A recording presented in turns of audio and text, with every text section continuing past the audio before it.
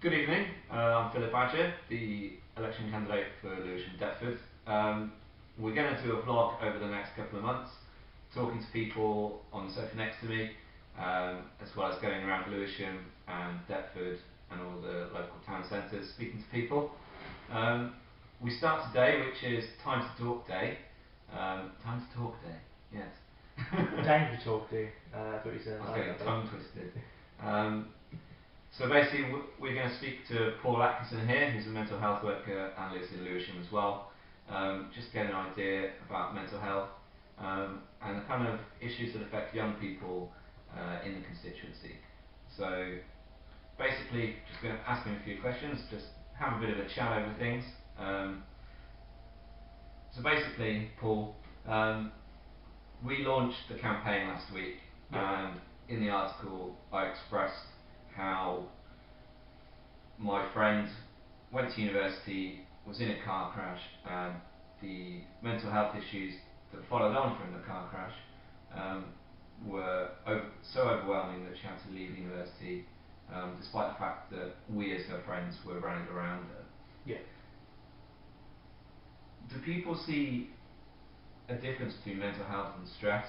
So do people think, oh, he's just under a bit of stress, chin up, crack on with it? Or is it a genuine mental health issue that people experience? It's a really interesting point, and it's one that's been looked at quite a lot in psychology and mental health in sort of that sphere. With mental health, people see it as being multiple personality disorder, or people getting naked and jumping on top of a building sober, but just because they want to. It's not. It's so nuanced through the whole thing. I mean, if you think about it, stress. Everyone feels stress, but not everyone will have a sort of psychosis. So not everyone will hear voices, and because of that, I think stress is overlooked a lot. Stress in itself is a biological reaction to an outside stimuli. So if you're in danger, or if you've really hurt yourself, as in your friend with the car crash, your body releases different hormones, and these can affect your immune system. And the big thing about stress, I guess, is in mental health is it's a trigger. It can trigger other things. Stress leads on to anxiety and anxiety disorders. So in itself, stress can be quite bad, but it's part of a bigger spectrum of mental health, which is panic disorders, anxiety, depression, schizophrenia, that can be caused by undue stress. Stress is kind of the pebble that you throw into a lake and the ripple effect comes out. I guess that's a really good analogy for it. Okay. I guess so. Do you think also that now in the modern day life we have, and there's a lot of social media around, the stress from peers and additional factors of stress is causing an increase of stress in young people? Yeah, I think compared to way back in the past, mental health's always been there for a start, so I say that, but compared to way back in the past, there's now so much more, and the world's so much more connected. It's a lot easier. You go to YouTube, you go to a video, you can have people from all over the world insulting you, being nice to you. It can cause a lot more stress. It's a really big point, and I think it's a great point to say that it's become more prominent because there's more to stress out than there used to be. You're going back, I mean, obviously there's poverty, disease, famine, that all happened, but now there's a lot more social pressure for young people to conform, to break away, to do more. Think about Britain 100 years ago. I mean, you had your class system in place, and you had people in niches, and that was that. But now these days, a person can, wear skinny jeans. I can say a lot about them, about sexuality. There's so many different, more prominent issues coming out, and definitely I think stress is on the rise. Given that it's on the rise then, and that it is the pebble into the water, and is the root of a lot of other mental health issues, do you feel that government has a position to play in helping people deal with stress and eliminating stress? I absolutely think the government should play a role in that. It's, you know, you have these big kind of, not popular, but you know, when you look at on TV or campaigns, there's a big AIDS awareness, cancer awareness, but until recently mental health has been overlooked, and I think the government really should, because stress causes people to be off work sick, so that's a loss of productivity. Companies have to pay out thousands in sick days for that. It puts a strain on different resources. The NHS under strain. As I said, stress can lead to many different, you know, it can lead to physical injury even, and it can lead to physical health problems. So it absolutely should be something that should be tackled. Okay. Do you feel then that the position that the government has now, do you feel that over the past, let's say, 15 years, the government has done a lot? I mean, you said before that mental health is only really being tackled as a serious social issue now, but do you feel that government has the capability to initiate more at this stage? Definitely, I think they can. Whether or not they will, it's slowly becoming a bigger issue, but it's still not talked about. Even look at the run up to the general election, it's just not been covered enough, and it's such an important area. And what would you like to see the government tackle then in that regard? Obviously, there's a lot of issues going around the NHS about people's care. Do you feel that mental health is somewhat overlooked over a lot of other NHS priorities? Well, where I work at the minute, they closed 200 beds in the borough I work in. I don't want to name names of where it is, obviously, but and it was one of the biggest. So a lot of wards went down, a lot of beds for people went down. Right.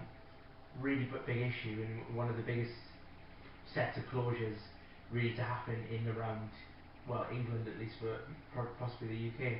And I think as the NHS shrinks its resources, mental health is the first to suffer, and the government really could be more public spend into it. The Think campaign is great, but it's not, in the grand spectrum of things, is that enough? I think there could be more that could be done, more days, maybe even, you know, the NHS sent through the door before, stop tour packs. You know, a few times a year they'll try and stop smoking. Maybe there should be information on mental health going through the post. It's still That's a very good point. Yeah. It's still not accepted. It's still there's still a stigma around mental health. Sure. That, you know, there's a certain kind of the Hollywood portrayal of mental health, which, you know, is so far from the truth. It's one tiny group in a vast ocean of, you know, difficulties.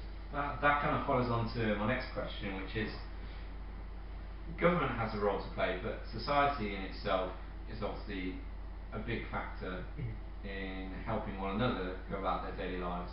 And we spoke about all the different social factors that in modern day life.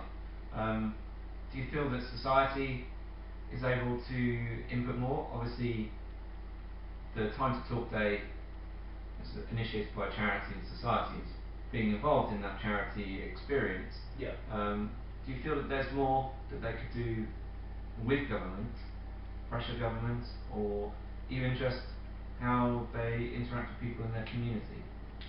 Absolutely. There's always, you know, with any issue, there's always more you can do, but with mental health especially, it's just a start point, and there should be more work built up on it. You know, it should be talked about. It should be an issue that's debated. It should be more prominent in government and in society, and it's not at the minute. It's still almost swept under the carpet at times. Right. And do you feel that people like Rethink Mental Illness, they are the people that should lead on this, or do you feel that individual members of society should have the position to apply their knowledge, for instance your knowledge, into improving the welfare of mental health patients, people under a lot of stress? Yeah. Do you feel that there's more that you can do other than just your day job? I mean, you have a lot of knowledge, a degree presumably as well. Yeah. So, what else can government do to apply that knowledge, apply your knowledge of people in your field to help other people? I think we think they're doing a great job for a start. I just want to mention that they are doing some fantastic work. But so to go to society first, there's absolutely more that individuals could do. But with the strain that a lot of staff members and people who are in the know are under, it can be very difficult sometimes to facilitate that. The government could help. It could. There's so many different ways it can help. I'm just thinking off the top of my head. Staff could go out into the community and teach more. The government maybe could help fund that. Yeah. As politicians could talk about it more. The whole crisis of the A&E came up recently, and it just wasn't good enough that a number of people who go to A&E will go there for mental health issues. It's not just going to be a broken leg or lacerations. It's going to be panic attacks, voice hearing. There should be more, just more general maybe facts and figures that come out. I mean, the government have a lot. They have so much power at their disposal, and they could be using it to promote these, to get people in, to maybe say to the NHS or borough, hey, we want to do this day for the local communities. Can you have some staff come in? We can subsidise them for their time in. I am not talking about getting paid, loads of money to go out to the community. A lot of people would just be happy to get a bit of help. If it's a day off or a day from work to take that annual leave, they could do little things like that. So it would be essentially a mutual support between society and the government institution that is the NHS, and working together to achieve that. And I think that's quite a positive element, because it gets the individuals increasing their knowledge, and it helps alleviate some of the strains on the NHS if there are issues that individual members of society can get engaged in. Yeah. So just to wrap it up, because obviously the idea of the day is to do 5 minutes. Yeah. My last question would be, if you think someone is suffering a lot of stress and it's building up and there could be mental health issues coming along, what advice would you give to friends, colleagues, teachers even, in order to engage that person and try and help them with their issues? I think it's always good to first tell people that they're not alone. A lot of people feel isolated and feel like their problems are, too out there for other people to understand. But there's a lot of people out there who are willing to take the time to understand and to sit down. And maybe just more education into the multifaceted approach in mental health. The different therapies that are out there. There's a lot of talking therapies, and they're not all going to be lying on a couch with someone telling you how your day is. There's a lot more interactive and hands-on cognitive behavioural therapy, for example, is a big push in the NHS at the minute to get on, but the waiting list is up to a year for some people, highly people. So, but it's just to maybe let these people know that, hey, this is your mental health. It is individual to you, but here are some other people who are a bit like-minded, have very similar. Let's get together and talk about it. Let's just have an open dialogue, I think, really. That's very good. Well, thank you, Paul, for your time. Thank you. Thank you, everyone, for watching. Stay tuned over the next couple of weeks, and we'll hopefully have some more videos for you. I think on Saturday I'll be with Anthony Ince, and we'll be looking at the disability access in Lewisham in particular, and hopefully we can report on that on Saturday and Sunday. Thank you for your time. Thank you.